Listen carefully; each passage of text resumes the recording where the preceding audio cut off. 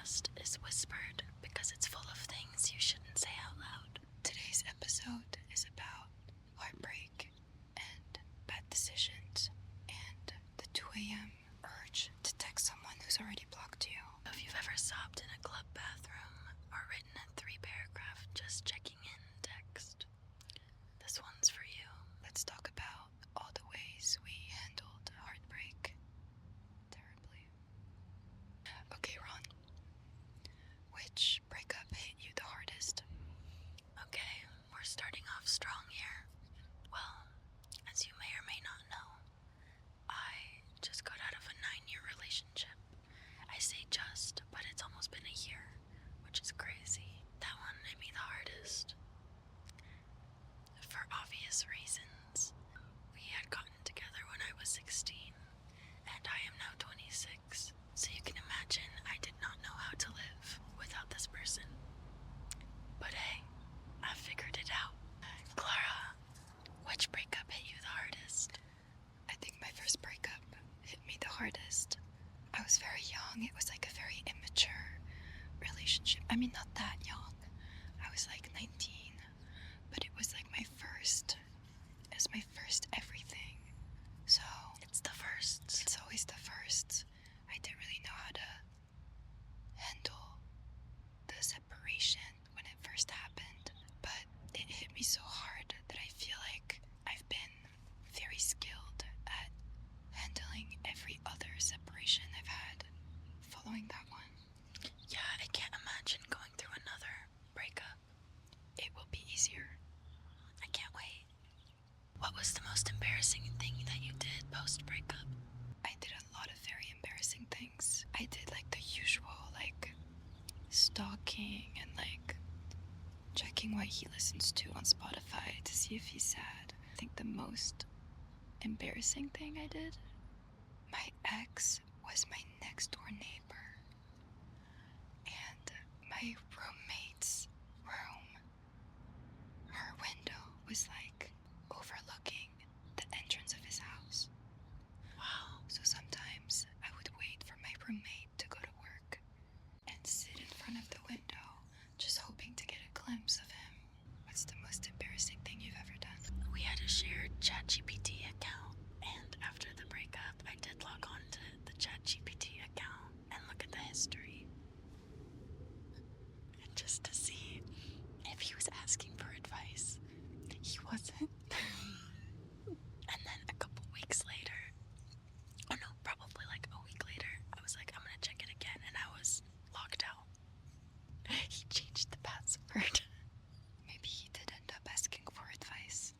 Yeah, maybe he did, and he was like, I can't believe that he thought that I would even log in. He knows you're crazy. I'm only a little crazy. Did you have like a breakup meal? I didn't eat. Same. I don't eat. I was so skinny, bro. Literally, anyone asking for my workout routine, just get dumped, babe. Did you ever have to find out that your ex was dating someone new? Yeah, I did. Well, I can tell you about 2 different times. Okay. In high school, I was seeing this guy, and honestly, it was my first really, really bad heartbreak, and I wasn't even dating him. How old are you? I think I was like 15. Okay.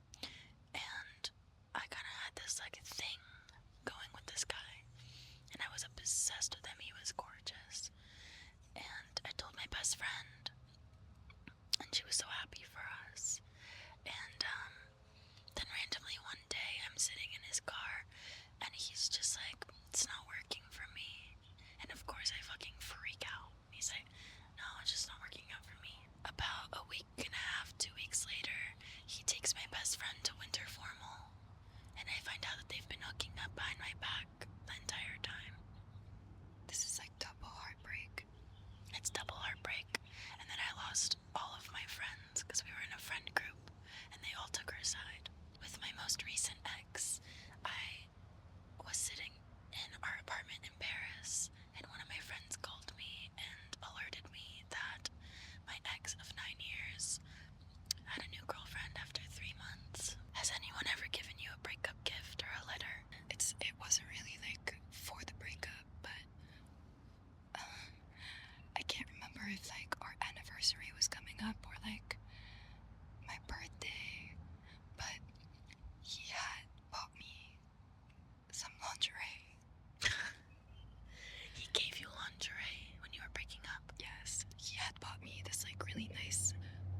lingerie set. And then he came over to break up with me. And he was like, I got you this. I want you to have it. And I was like, cool. Who'd you want me to wear it for? I was literally like, give it to your sister. Give it to your mom. I don't fucking want it. Give it to your mom. I can't. What's the worst excuse someone's ever given you to like not be with you?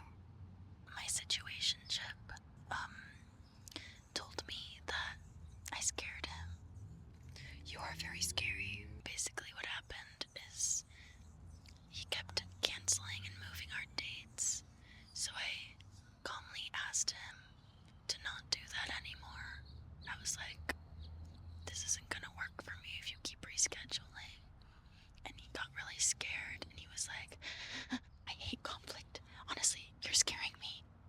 And yeah, then it ended. Unfortunately. That is very unfortunate. For me or him? Honestly, for him. Because, like, you will find yourself in situations in life where you need to be able to handle conflict. What's the wildest rebound move you've made? Oh my god, I have a crazy story. This was very, very soon after my breakup. Like, way too soon. I wanted a little bit of a distraction. So, 6 hours later, I was on Hinge swiping. I matched with this guy, and then we went on a date. We got a drink, and I brought my sister with me. Like, on the date, or was she like watching? No, She was like sitting with you. yeah, she was sitting with us. He's trying to like flirt with me, and then my sister told me afterwards that I was so mean to him. But I think he liked that, so he invited me over to his place. Like a couple days later, and he like wanted me to sleep over. But it was like a week post breakup. I go over to his place, and he's kissing me, and I'm like, I miss my ex. I'm not okay. Mid make out, I like can't do it. So I get up and I'm like, hey, I'm sorry, I'm gonna go home. Like I'm not feeling it. And he was like actually very butthurt. No, he was not. That's crazy. He was. I storm out of his place. It's 2 a.m. and I'm crying because I was just kissing this guy and I'm missing my ex. It's raining. I hop on one of those little scooters. In Paris, they're banned now. The lime scooters. Yeah, the lime scooters. I hop on one of the scooters and then I'm zooming back to my house and I got hit by a car. What? You got hit by a car? I got hit by a car. This girl, because it was 2 a.m. and all the streets were empty, so this girl didn't stop at the light, and she ran me over. And I went fucking flying. Did it hurt? I think I was in so much emotional pain that I couldn't really feel my body. This poor girl thought she had killed me. She like gets out of her car and she like picks me up from the ground, and I'm crying, and she's like, oh my god, like should I call 911? And I'm just like, I miss my ex. And she drove me back home. Did you get her contact info? Never saw her again. Tell me if you agree, but I feel like the minimum amount of time you should wait before having a rebound is like a month and a half. 2 months. It took me about 3 months to be like, okay. I think it really depends. After my first breakup, I stayed celibate for a year. I didn't go on any dates. I don't think I even like kissed anyone for like a year. I would turn into dust. I'll feel out a situationship. It usually takes about like 2 to 3 weeks to go from start to finish. To complete the cycle. If they make it past 3 weeks, I'm like, wait, hold on. I'm like, whoa, who is this special person? The first like real big situationship that kind of like messed me up after my big breakup was with this guy. It was my first Hinge date ever, and he was so cute. That was the only good part about him. This is actually the guy that I wrote Sweet Nothing about. Go stream Sweet Nothing by Rondaton on all streaming platforms. I was only seeing him for about 2 weeks, maybe like 3 weeks, but I think it was 2 weeks. But I was seeing him every single day for 2 weeks. At the end of the 2 weeks, he took me to his hometown, and I met all of his friends, and I ended up meeting his mom. Whoa.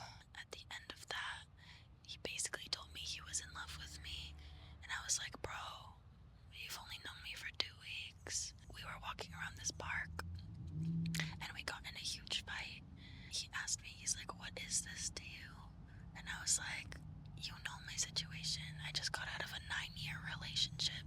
You're the first person that I'm dating, and you know I'm moving to Paris in a month. So he was like, yeah, I already knew all that. I just wanted to hear you say it again. And then, I'll never forget it, he turns to me, and he just goes, alright, so if this isn't going anywhere, I'm done paying for your shit. Oh my god, was he paying your rent? I wish. Did he buy you a lot of things? I wish. He bought me like a fucking burrito and like 2 beers. Also, the last time I saw him, I drove him back to his car. He gets out of my car and he like slams the door, and he goes and puts his backpack in his car, and then he comes back on my driver's side window. My window's down because I'm like, and he just grabs my face, makes out with me for like 20 seconds, pulls away, is holding my face, and just stares. He just goes, and then he walks away. He knew this was his exit scene. He didn't even say goodbye. No, but like, this was his main character moment, and you can't take that away from him. What's the most dramatic thing a guy has done after you ended the relationship? He like was blowing up my phone every day, and he showed up to my apartment like every night. I was there. Yeah, Remember when he brought your favorite food? yeah, he like showed up.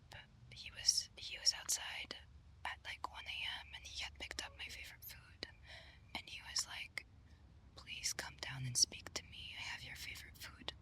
And he was like, I'll wait for you 10 minutes. If you don't want to come down, it's okay. So I told him, I was like, I'm not gonna come down. And then he left the food. So did it work? Did it work on me? Yeah.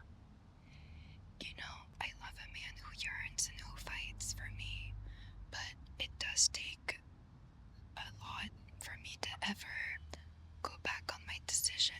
Sometimes it takes me a long time to be done.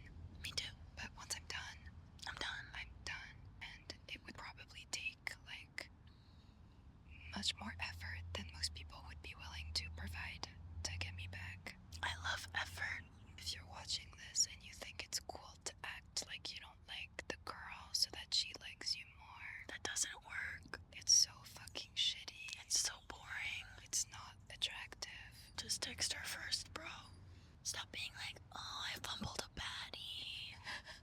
Come up to the baddie and go like this and grab her. That's what women want. They want to be pinned up against a wall.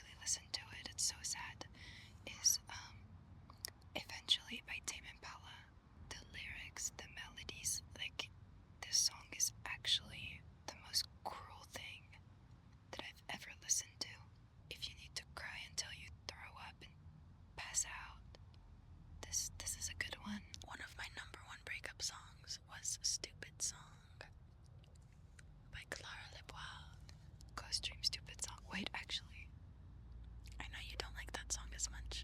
no, I love the song, but I can't listen to it. It's about me.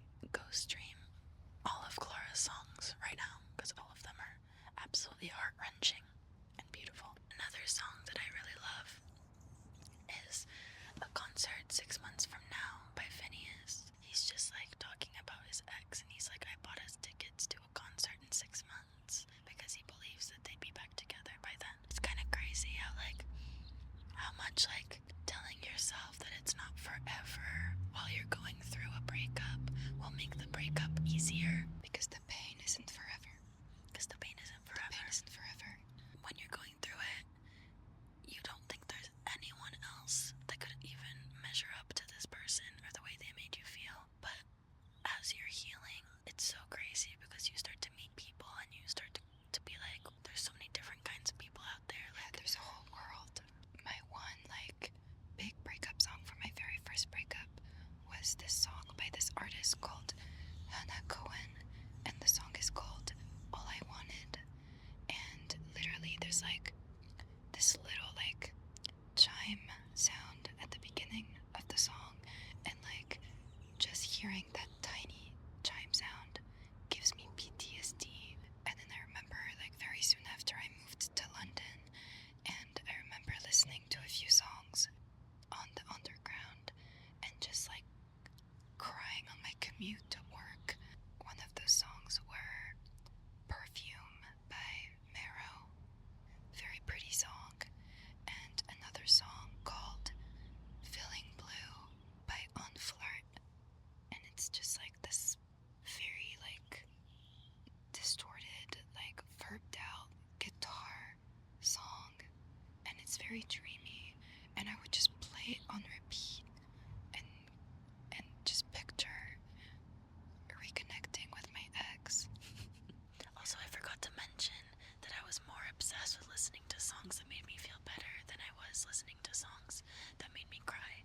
I broke up right before Brat's summer, so I had Brat on repeat, and I had the Camila Cabello album XOXO on repeat all summer. So they're in the playlist. It's gonna be a very bipolar playlist. We should arrange it so the sad ones are first, and then it's like, bitch, you can't be sad anymore. Go party. Remember, guys, we're doing this segment called Things You Shouldn't Say Out Loud.